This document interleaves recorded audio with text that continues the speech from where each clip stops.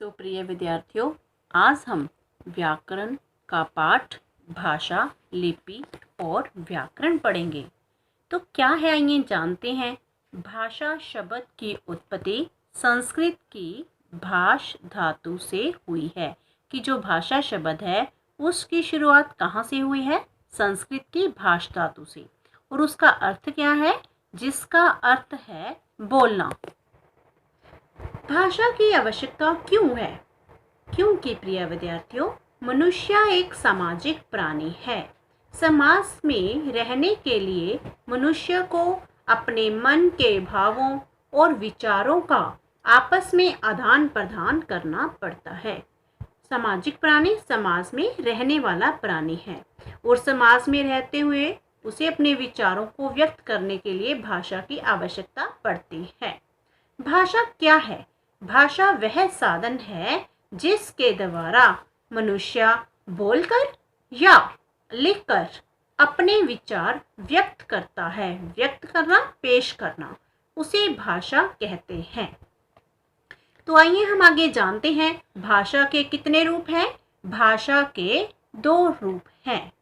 पहला मौखिक भाषा, दूसरा लिखित भाषा। तो आइए हम देखते हैं मौखिक भाषा क्या है और लिखित भाषा क्या है। पहला मौखिक भाषा, मुख से बोली जाने वाली अथवा कानों से सुनी जाने वाली वाणी भाषा का मौखिक रूप है। मुख से, मुंह से बोली जाने वाली अथवा कानों से सुनी जाने वाली भाषा ही मौखिक रूप है। जैसे आपस में बातचीत करना, टेलीफोन पर बात करना। बच्चों, ये सब मौखिक भाषा के उदाहरण हैं। और देखिए नीचे तस्वीर में, जैसे गीत गाना, हम प्रिय संबंधियों से बात करते हैं टेलीफोन पर, जिसे हम दूरभाष भी बोलते हैं। तो ये सब मौखिक भाषा के उदाहरण हैं। दूसरा लिखित भाषा। लिखित भाषा क्या है? अपने विचारों को लंबे समय तक स्थायी और सुरक्षित रखने के लिए लिखित भाषा का प्रयोग किया जाता है। विद्यार्थियों, जब कोई हमें चीज़ लंबे समय तक याद नहीं रहती, उसे याद रखना होता है, तो हम उसे लिख कर रख लेते हैं। तो वो काफ़ी समय तक सुरक्षित और स्थायी रहती है। तो वो भाषा का लिखित रूप है। जैसे कहानी लेखन, परीक्षा देना आदि। लिखित भाषा का एक अन्य उदाहरण और देखते हैं। जैसे अध्यापिका हमें श्यामपट्ट पर कार्य करवाती है, तो वो क्या है? लिखित रूप में है। श्यामपट्ट मैं बताना चाहूँगी विद्यार्थियों, यहाँ पे श्यामपट्ट क्या है? ग्रीन बोर्ड जिसे हम बोलते हैं, तो वो है लिखित भाषा के काम आता है। भारत में बहुत सी भाषाएं बोली जाती है, क्योंकि भारत देश बहुत विशाल है, इसलिए बहुत सी भाषाएं बोली जाती है। लेकिन भारतीय संविधान में 22 भाषाओं को मान्यता दी गई है। हमारे भारतीय संविधान में कितनी भाषाओं को मान्यता दी गई है? 22 भाषाओं को मान्यता दी गई है। बच्चों, अगर हम हिंदी पढ़ रहे हैं तो हमें ये भी पता होना चाहिए कि हिंदी दिवस कब मनाया जाता है। तो आइए देखते हैं। हर वर्ष 14 सितंबर को हिंदी दिवस मनाया जाता है। तो आगे पता करते हैं लिपि क्या होती है, जिसे हम इंग्लिश में स्क्रिप्ट भी बोलते हैं। प्रत्येक भाषा की अपनी अलग लिपि होती है। भाषा के लिखने के ढंग को लिपि कहते हैं।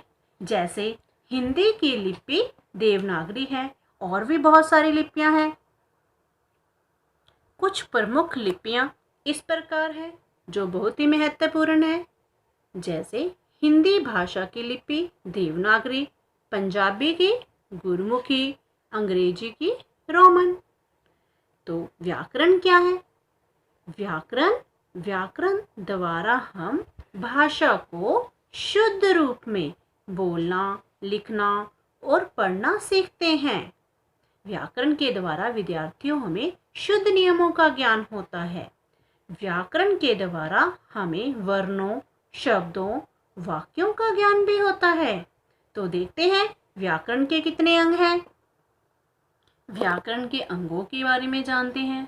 व्याकरण के कितने अंग हैं? व्याकरण के 3 अंग हैं। देखिए, फर्स्ट वर्ण विचार, सेकंड शब्द विचार, थर्ड वाक्य विचार। वर्ण विचार, शब्द विचार। आज हमने इस पाठ में भाषा की परिभाषा के बारे में पढ़ा, भाषा के भिन्न रूप और भाषा के जो मुख्य रूप हैं उसके बारे में पढ़ा। भाषा की आवश्यकता क्यों है? भाषा के ये 2 रूप मुख्य हैं, मौखिक भाषा और लिखित भाषा। फिर हमने लिपि के बारे में जाना कि लिपि प्रमुख लिपियां कौन कौन सी हैं। व्याकरण के बारे में हमने पढ़ा, व्याकरण के कितने अंग हैं, तो व्याकरण का हमारे जीवन में क्या महत्व है आदि मुख्य बिंदुओं पर चर्चा की। आशा करती हूँ कि आपने इन सभी को अच्छे से पढ़ा होगा और समझा होगा। तो कल की कक्षा में हम दूसरे बिंदुओं पर चर्चा करेंगे, जैसे भाषा के विविध रूप हैं, बोली, उपभाषा, संपर्क भाषा आदि।